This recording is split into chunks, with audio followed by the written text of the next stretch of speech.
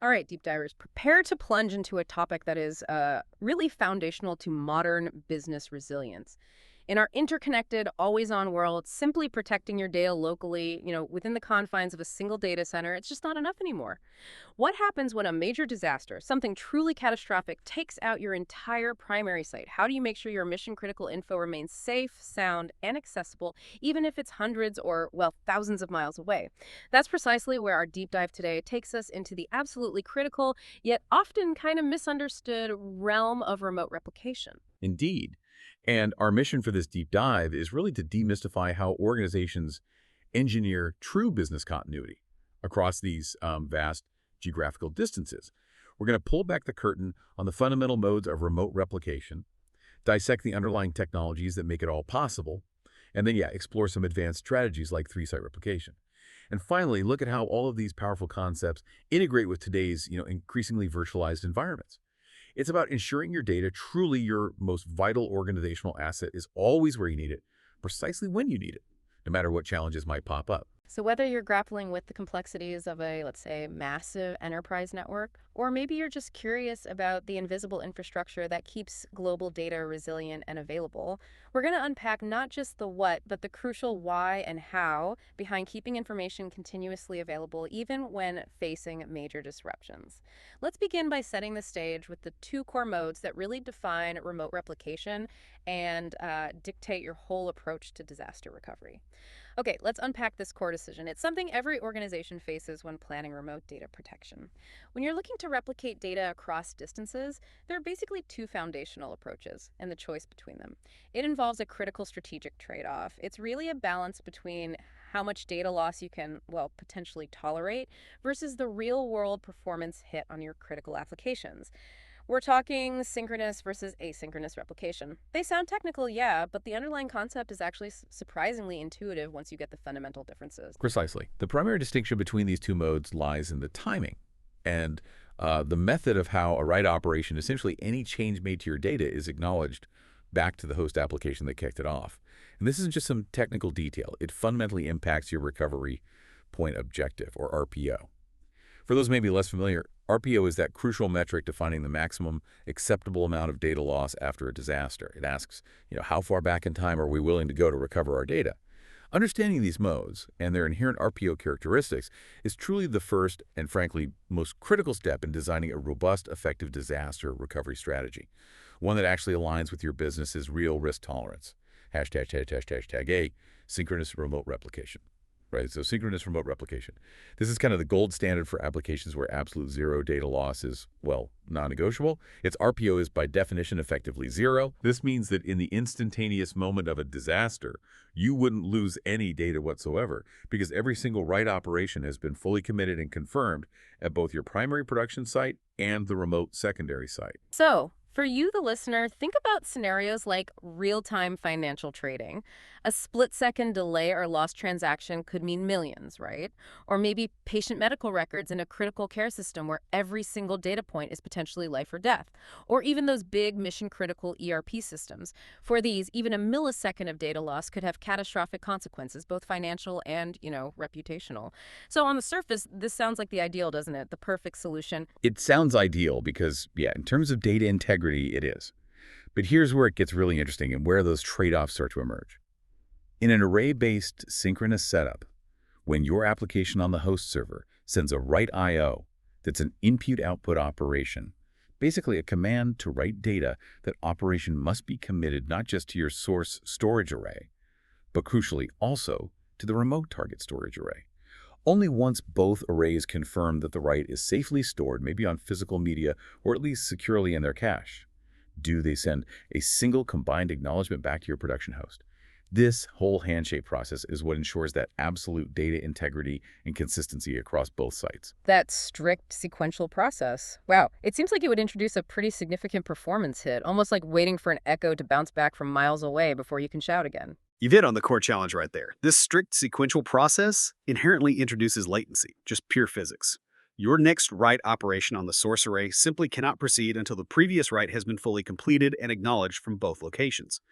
This means the overall write operation is only as fast as the round-trip time, the network latency, between your primary and remote data centers.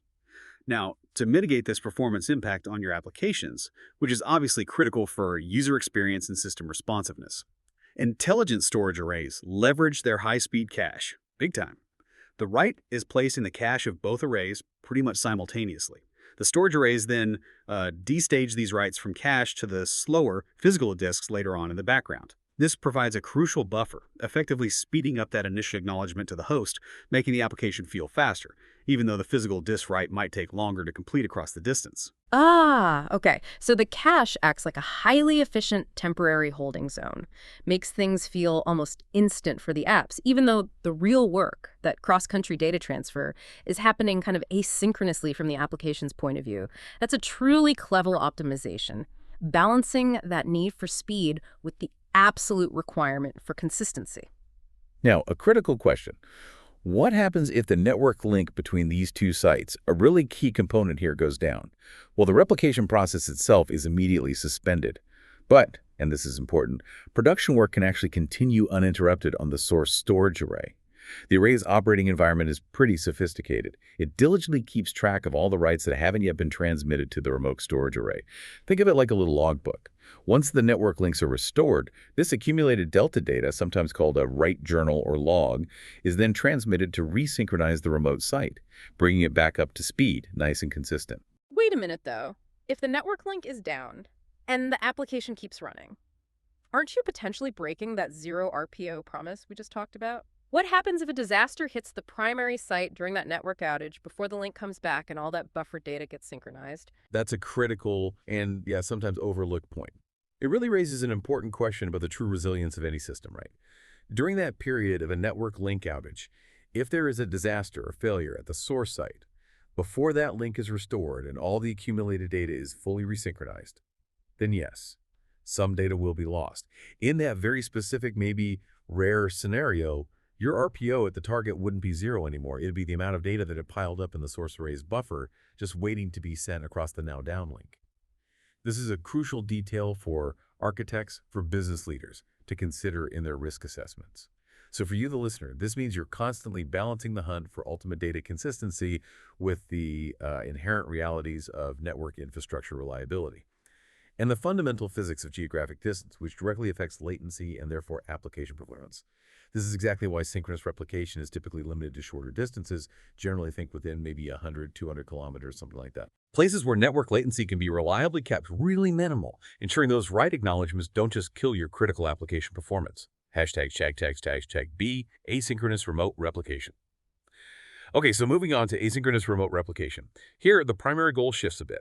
We move away from absolute zero data loss towards prioritizing application performance, while accepting a finite, non-zero RPO. Here's the key difference. A write operation is committed to the source array, and it's immediately acknowledged back to the host application, instantly. The data is buffered up at the source site and transmitted to the remote site later, maybe on an ongoing basis, maybe in batches. Ah, okay. So your application doesn't have to sit there waiting for that far-off remote site to give the thumbs up. That sounds like a massive boost for the responsiveness and speed of your production apps. But what's the trade-off? What's the cost here? The cost, like we hinted, is directly tied to the RPO. Since data is buffered and sent later, maybe in chunks or batches, the data at the remote site will always be behind the source. It'll lag by at least the size of that buffer, or the amount of data just waiting for transmission. This means if a disaster strikes the primary site, you'll likely lose the data that was sitting in that buffer, hadn't yet been sent. Hence, we talk about a finite non-zero RPO. It could range from seconds to minutes, maybe even hours, depending heavily on your network bandwidth and how fast your data changes. The key benefit, though, is huge. The elimination of any direct impact on the application's response time because writes are acknowledged right away. Your application runs at its normal local speed, completely unaffected by the network latency to that distant remote site. That's a huge strategic advantage right there. The ability to deploy this over massive distances really opens up true geographical disaster recovery. It's not just about surviving, say, a local power outage, but protecting against a regional hurricane, maybe, or a large-scale grid failure, things like that. Exactly. This design lets asynchronous replication be deployed over really long distances, several hundred, even several thousand kilometers. It makes it the go-to choice for true geographic DR and business continuity. Now, when it comes to network bandwidth for async replication, you can often provision it equal to or maybe slightly greater than the average write workload of your applications. During peak times, when the write workload might temporarily spike above the available bandwidth, these intelligent systems ensure that data can be buffered at the source and then moved later when bandwidth frees up. This is precisely why provisioning sufficient buffer capacity, essentially a big holding area for unsent data, is absolutely Yeah. critical. It acts as your safety net, right? Yeah. Absorbing those bursts of activity and stopping the system from falling too far behind during those really busy periods. So if you're hitting those inevitable high traffic periods, that buffer is basically what keeps your data flowing without breaking your application, even if it introduces a slight but acceptable lag in the remote copy. It sounds like a pretty sophisticated balancing act. It is, yeah. And what's particularly fascinating here is how asynchronous replication can leverage something we call locality of reference. Mm. Imagine a specific block of data, maybe a particular customer record in a database. If that same data location gets written to multiple times within the buffer before it's actually transmitted to the remote site, say the customer's address is updated, then their phone number, then their email, all within a few seconds. Mm-hmm. Only the final, most current version of that data block actually needs to be transmitted. All the intermediate changes are effectively just consolidated. This is really powerful optimization. It significantly conserves link bandwidth, which reduces your network costs and makes long-distance replication much more economically viable. Okay. So if you're dealing with a dynamic data set, like a database record that's constantly getting updated, or maybe multiple saves to a big design file, it's not sending every single tiny interim change, just the net result. That's a clever shortcut for bandwidth for sure. And it ensures you have the most up-to-date info on the remote site without all that unnecessary network traffic. Precisely. So for you, the listener, this means asynchronous replication is often the ideal choice for applications where a small amount of data loss measured in maybe minutes, perhaps up to a few hours, is acceptable. But high application performance and the ability to replicate over very long distances are absolutely essential. Think about environments managing large email servers, maybe general-purpose file shares, or databases that aren't quite Tier 0 critical. These are scenarios where that speed and geographic reach outweigh the absolute need for a zero RPO, allowing for a much more cost-effective and performant disaster recovery solution. All right, so we've covered the fundamental timing mechanisms, sync versus async, that dictate your RPO. Now let's really dive into the how. The different technological approaches used to actually implement remote replication. Who or what is doing the heavy lifting here? Is it your server itself, your dedicated storage system, or maybe something smarter sitting in the network itself that orchestrates all these copies? Each approach, well, it brings its own set of pros and cons. Exactly. These categories basically define where the core replication intelligence resides and how it operates within your broader IT infrastructure. Each paradigm has its own distinct strengths, its own ideal use cases, giving organizations a flexible toolkit, really, to meet diverse business needs and operational requirements.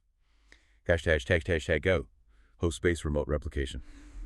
Right, so first up, host-based remote replication. While our source material, categorizes this, it doesn't really dive super deep into its specific mechanisms for the remote context. But conceptually, in this method, the host server itself, maybe through its operating system, or a specialized file system driver, or perhaps a dedicated software app installed right on the server, is entirely responsible for managing and performing the data replication to a remote location. This approach effectively takes the replication duties away from the storage arrays. It offloads it, which makes it inherently adaptable across different storage vendors and types. So it's the server's CPU and memory doing the work, rather than the fancy storage boxes. Huh. That sounds like it could be a flexible option for organizations with maybe mixed storage environments, using different vendors across their sites. Good to know it's a valid architectural choice, even if we're not getting into the nitty-gritty today. Exactly. It offers that vendor independence, right? Because the replication smarts aren't tied to a specific storage hardware vendor. But there's always a but. It also means the host server itself is consuming its own resources, CPU cycles, memory, network bandwidth to do the replication tasks. And that could potentially impact the performance of the actual applications running on that server. It's always a trade-off. In this case, maybe flexibility and vendor freedom versus the potential for increased server load.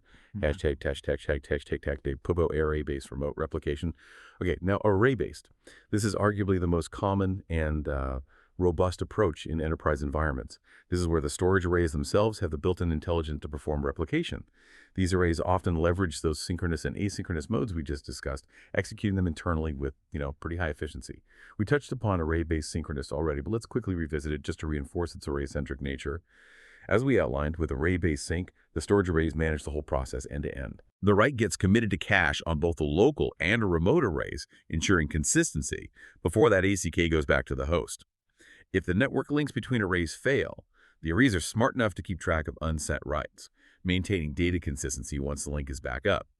This approach ensures really tightly coupled data protection. But like we said, it's highly sensitive to latency and usually limited to shorter distances. Now let's explore a fascinating hybrid with an array-based replication, disk buffered replication. This is a really clever combination of local and remote replication tech. Its main goal is to provide, well, the best of both worlds by first creating a consistent point in time, or PIT, local replica of your source data. Think of it as a perfect, instantly usable copy frozen in a specific moment, and it replicates that local replica to a remote target array. It's kind of like taking a pristine snapshot of your production data and then securely sending that snapshot off-site instead of trying to continuously stream every live change. A snapshot first. Huh. That sounds like a brilliant way to manage the impact on your live production data. You're not constantly fighting the network for every single write that happens. How exactly does that sequence unfold? It's quite an intelligent choreography, actually. The process sequence for disk buffered remote replication involves several distinct steps to get the job done. Let me break it down. 1. Controlled link suspension. At the precise start of a replication cycle, the network links connecting the two storage arrays are temporarily suspended. Just for a moment, no data is being sent remotely. This creates a very controlled environment, letting local ops proceed without network dependencies. 2. Local PIT replica creation. While your production app continues humming along on the source device, totally uninterrupted, a consistent point in time, or PIT, local replica of that source device is created. This is your snapshot. And this local replication is incredibly fast, usually done in seconds since it's all happening within the local array. 3. Remote transmission of replica data. Okay, once that local replica is complete and verified, the network links are re-enabled. Now, the data on that local replica in the source array is transmitted over to its corresponding remote replica in the target array. Crucially, your production app's performance. It hasn't been directly hit by the remote link's latency during the replica creation. It only felt that quick local snapshot. 4. Optional remote local replica. This is optional, but after the remote replica is fully synced up, you can choose to create another local PIT replica, this time of the remote device on the target array. This gives you an extra immediate layer of local recovery capability right there at your DR site. Offers extra redundancy, flexibility for testing, that kind of thing. And finally, 5. Cycle repeats.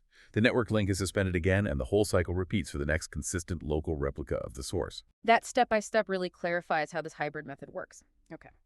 So you're getting a consistent copy without the constant high-pressure demands of a live, continuous remote link hammering performance. And then that perfect copy gets sent over when it's ready. Sounds highly efficient, actually. It is remarkably efficient, yeah, especially in certain situations. The frequency of this whole cycle, how often it runs, depends on a few key things. The available link bandwidth between your sites, obviously. And maybe most crucially, your data change rate on the source, just how much new or changed data your applications are churning out.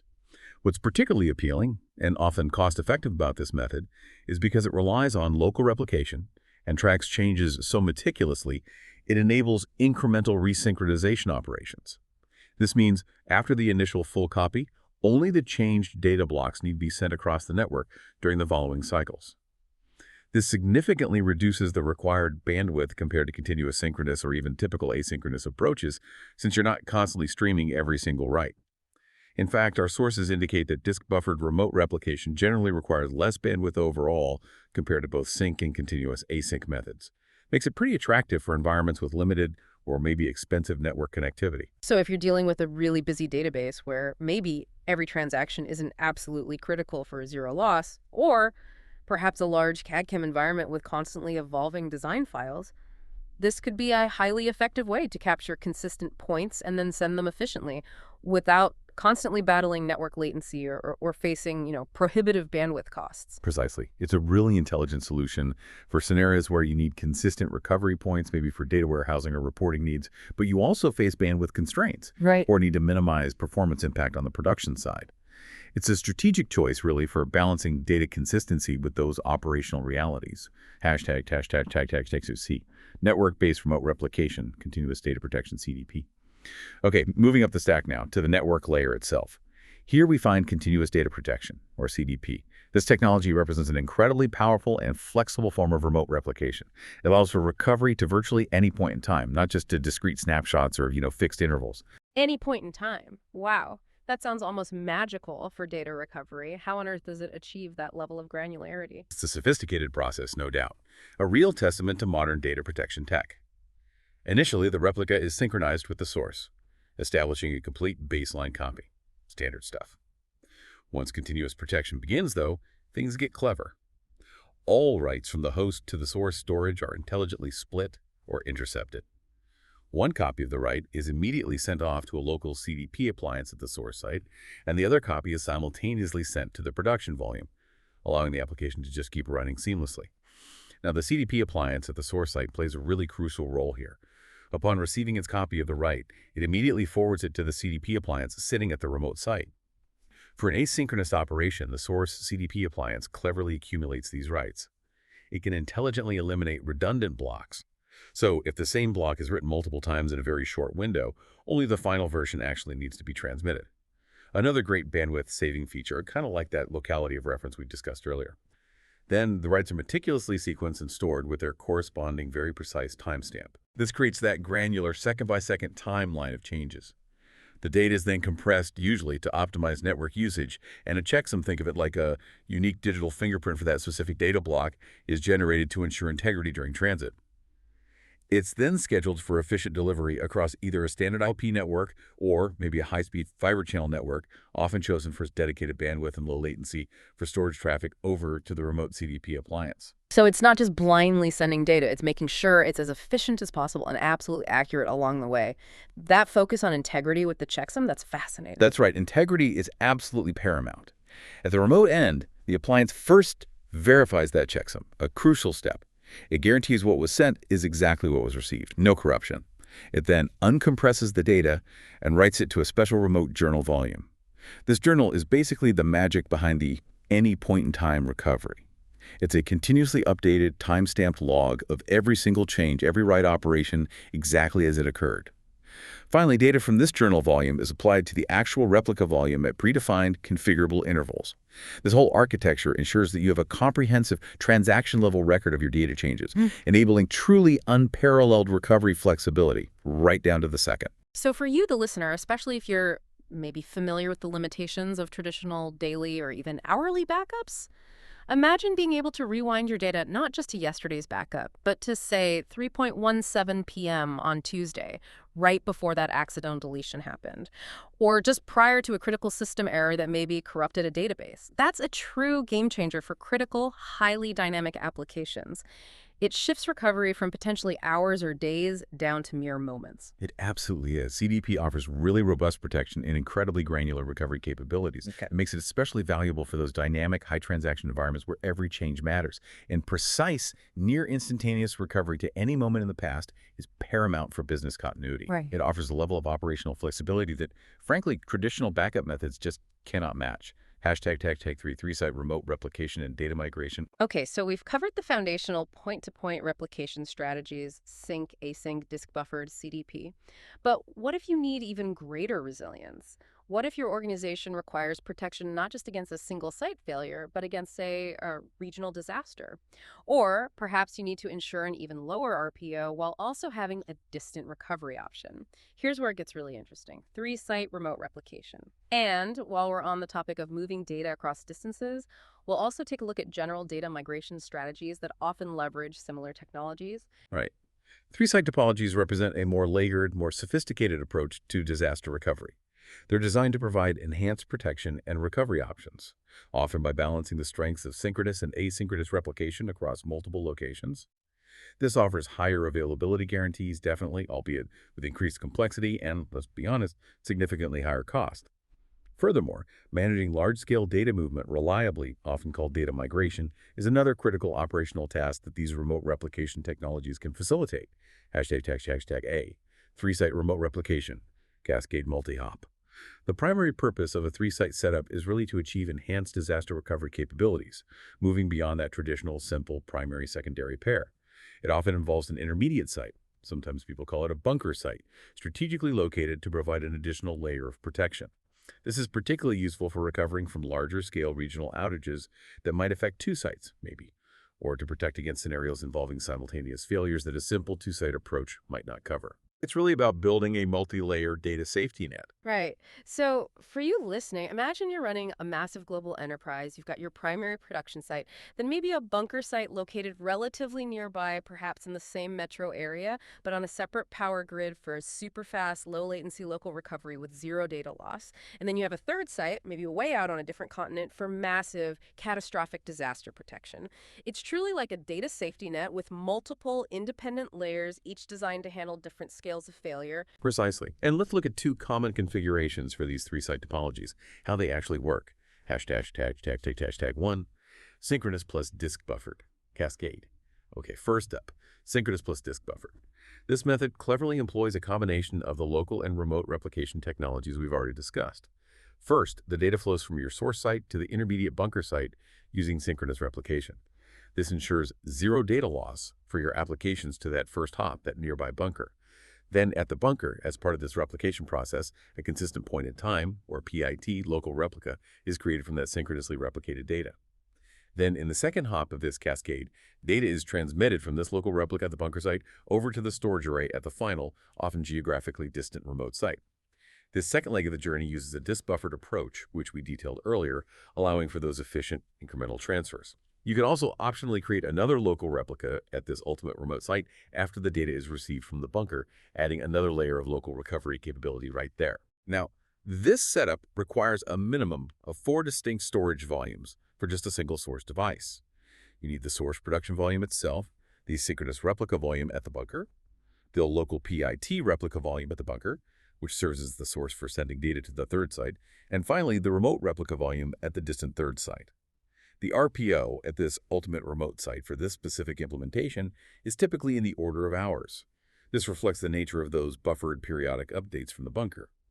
While it might have a higher RPO for the furthest site, this method is often chosen for its cost-effectiveness in terms of bandwidth, since it relies on incremental transfers of consistent snapshots. Gotcha. So, if your business can maybe tolerate a recovery point of a few hours for that furthest site, but you absolutely demand zero data loss for a local failover, this offers a compelling balance. It sounds like a pragmatic approach for achieving wide geographic reach without, breaking the bank on bandwidth costs. #####2 synchronous plus asynchronous cascade. Okay, the second common type, synchronous plus asynchronous. This is another incredibly popular and frankly powerful three-site configuration, often chosen for maximizing resilience while still optimizing performance. Here, synchronous replication occurs directly between the source production site and that nearby bunker site.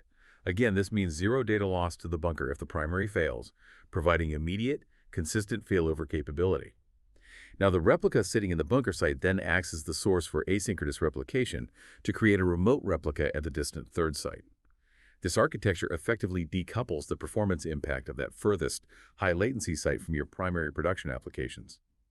Your apps are only waiting for the synchronous ACK from the nearby bunker, not the very distant third site. Much faster for them. This method requires a minimum of 3 storage volumes: the source production volume, the synchronous replica volume at the bunker, and the asynchronous replica volume at the distant remote site. The RPO at this ultimate remote site is typically in the order of minutes with this setup, offering a very low data loss window, even over thousands of kilometers. This makes it ideal for highly critical applications that need both near-zero RPO locally and a very low RPO globally. Okay, so you're prioritizing immediate absolute consistency for that closest bunker site, then leveraging asynchronous replication for broader geographic protection without crippling your primary application performance. It's about optimizing for different risk profiles and recovery needs, right? This seems like a common strategy for truly global organizations. Exactly. Now, let's think about the disaster scenarios themselves. This is where the critical analysis of these topologies really comes into play. It gets complex fast. Scenario 1. If a disaster occurs at the source site, okay, your production operations can be seamlessly failed over to the bunker site with zero or near zero data loss thanks to that synchronous link. That's your immediate low RTO recovery, quick and clean. Okay, but scenario 2, what if there's a disaster at the bunker site itself? Or maybe just the network link between the source and bunker fails. In this case, the source site will continue to operate as normal, keeping its applications running. But, and this is crucial, without the bunker as an intermediate hop, remote replication to the distant third site is effectively paused. It stops. This is similar to a remote site failure in a two-site setup. Updates to the furthest remote site cease. The data at that distant remote site will just progressively fall further and further behind. The significant advantage here, though, despite that increasing RPO, is that if the source then fails during this bunker outage, operations can still be resumed at that distant, albeit less current, remote site. You still have a fallback. The RPO at the distant remote site in this specific unfortunate chain of events scenario depends entirely on the cumulative time difference between the bunker site failure and the subsequent source site failure.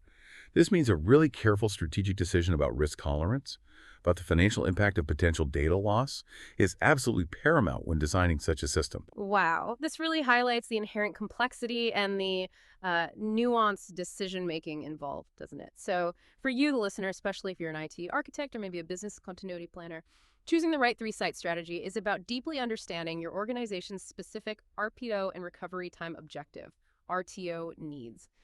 It requires meticulously balancing costs, which, like you said, can be substantial for three sites' performance requirements, and your acceptable risk for a whole range of different failure scenarios. It's absolutely not a one-size-fits-all solution. It's got to be a tailor-made strategic decision. Hashtag B data migration solution. B push-pull operations. Okay, so beyond continuous replication for disaster recovery, these underlying remote replication technologies also serve another incredibly vital purpose: facilitating data migration. This is the process of moving large data sets between different storage systems, potentially over long distances, often as a one-time or maybe infrequent event rather than continuous synchronization. This can be absolutely critical for all sorts of business initiatives, like data center consolidation, big hardware refreshes, or even the significant undertaking of migrating workloads up to the cloud.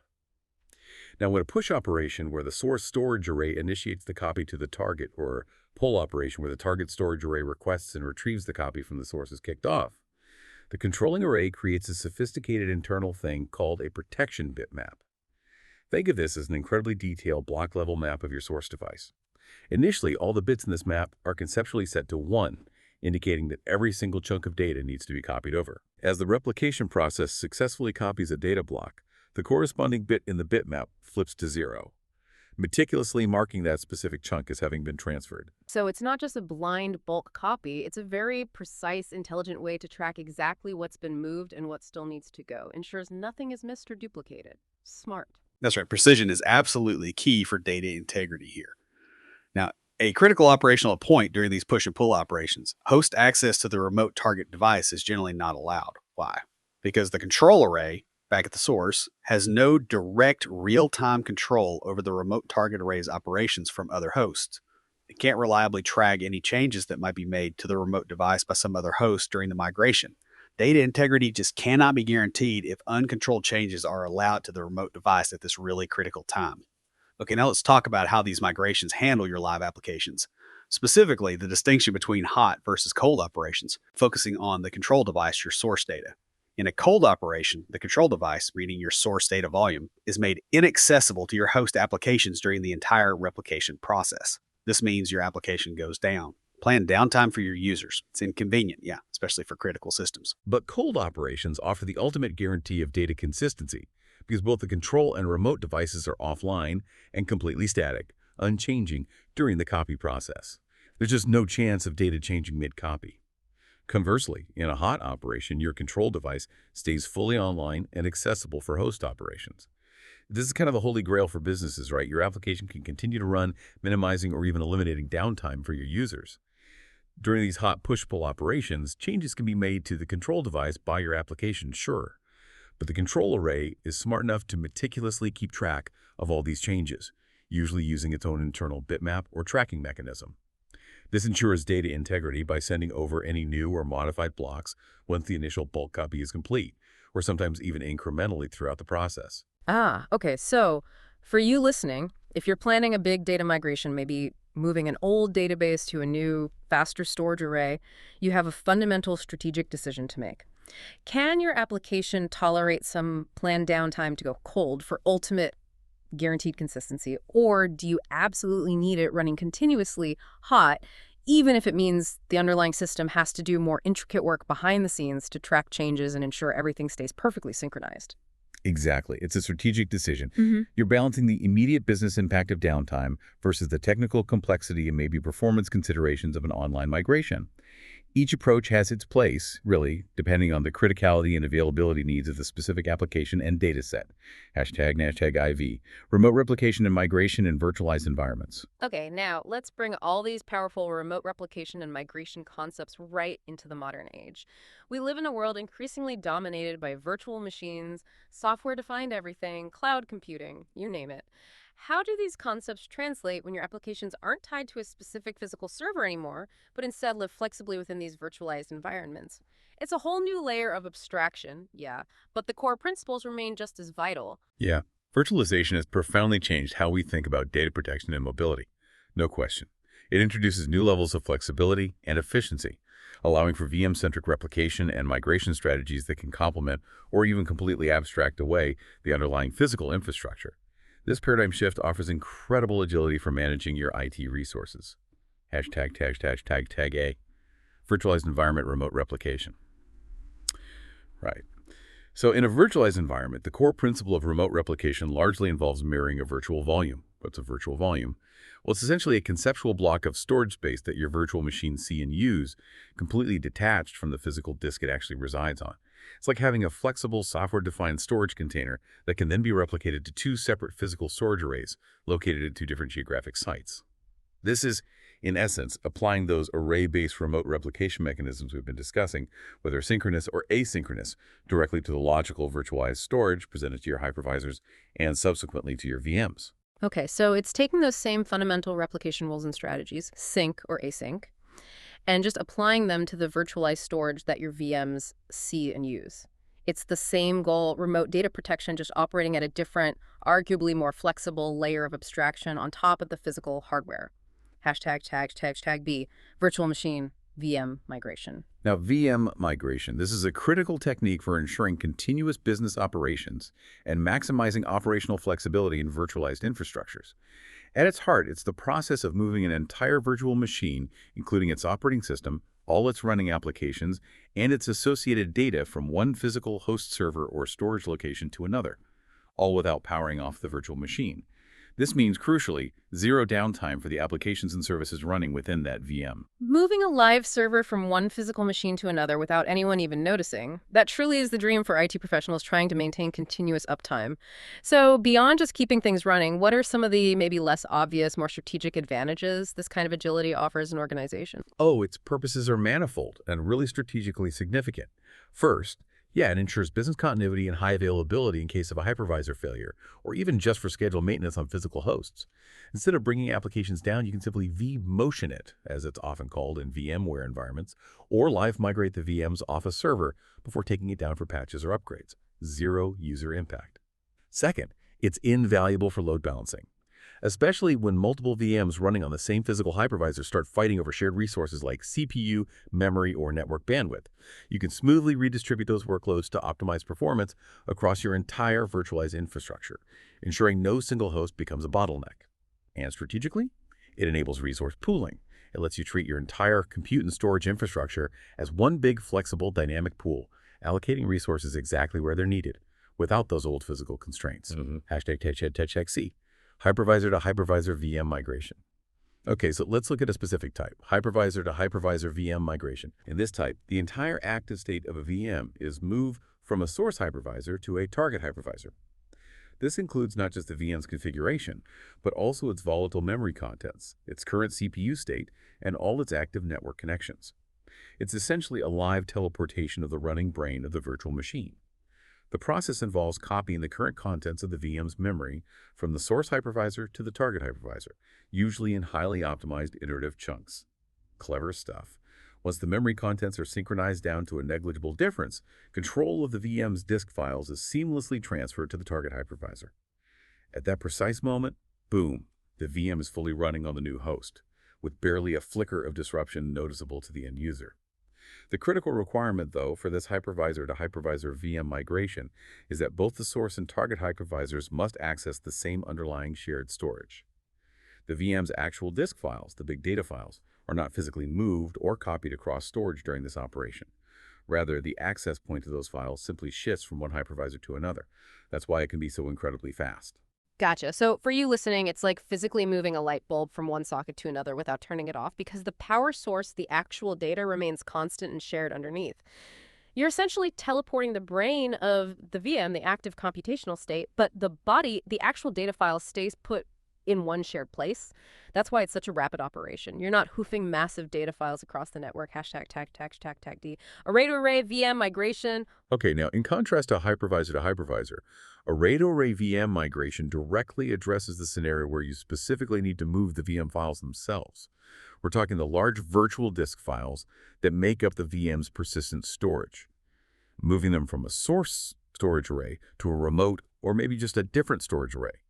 This approach is incredibly powerful because it enables administrators to move VMs across dissimilar storage arrays, even those from different vendors, as long as the migration technology or maybe the underlying software-defined storage layer supports it.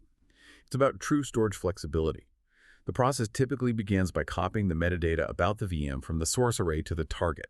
This metadata is basically the critical configuration files, any swap files, log files, essentially the VM's identity and operational context, small stuff usually. Once that smaller metadata is replicated, the actual VM disk file, which can be hundreds of gigabytes or even terabytes, is then replicated to its new home on the target array. Now, during this potentially lengthy replication process, there's always a chance that the source VM's data is being updated by applications that are still running live inside it. So to maintain absolute data integrity and consistency throughout, the system meticulously tracks these changes happening on the source. Only after the initial bulk replication is complete are the blocks that have changed since the replication started then replicated over to the new location, ensuring complete consistency at the destination. Wow. That's a lot of meticulous behind-the-scenes bookkeeping happening to keep things consistent and ensure zero data loss during what could be a massive data transfer. Indeed, yeah. It's a testament to the sophistication of modern storage systems. Array-to-array VM migration brings really significant benefits to your infrastructure strategy. It can dramatically improve performance by allowing you to non-disruptively move busy, I/O-intensive VMs to faster, higher-performing storage tiers, like moving from spinning disk to all-flash, maybe. It also critically helps balance storage capacity by intelligently redistributing virtual disks across different storage devices as needed, preventing hotspots and optimizing resource utilization. It's a key enabler for dynamic data center management. So, for you, the listener, this is huge. It means your virtualization strategy isn't necessarily locked into a single storage vendor or confined to a specific shared storage pool anymore. Yeah. You gain the flexibility to optimize your storage footprint across different tiers of performance or cost, or even migrate to a completely new storage array or system, maybe in another location entirely. All while your mission-critical applications stay online and accessible. That's true agility. That's strategic independence in managing your data assets. Outro. Wow, what an incredibly comprehensive deep dive into remote replication. Seriously. We've journeyed from that fundamental strategic choice between synchronous and asynchronous modes, explored how sophisticated technologies like disk buffered replication and continuous data protection offer incredible flexibility and recovery granularity, delved into the advanced resilience strategies of three-site topologies, and finally connected all of this to the dynamic world of virtual machines and modern cloud environments. It's abundantly clear that keeping your data available in today's landscape means thinking far, far beyond the confines of just a single location. Absolutely. And understanding these nuances, these trade-offs, the intricate mechanics behind remote replication, it empowers you to make truly informed, strategic decisions about your business continuity and disaster recovery plans. It's not just about copying data from A to B. It's about safeguarding your organization's lifeline, its most valuable asset, and ensuring its resilience, really, in the face of any disruption. So as you reflect on the insights we've shared today, maybe consider this. Given the continuous evolution of these remote replication technologies, how might they continue to blur the lines between what we traditionally think of as local and remote data? Will our future data centers perhaps become truly location agnostic, fundamentally changing our entire approach to information management and real-time availability on a truly global scale? It's a fascinating thought, isn't it? A profoundly fascinating thought indeed. And as you reflect on your own organization's data criticality, maybe take a moment to truly consider what your recovery point objective, your RPO, and your recovery time objective, RTO, truly are.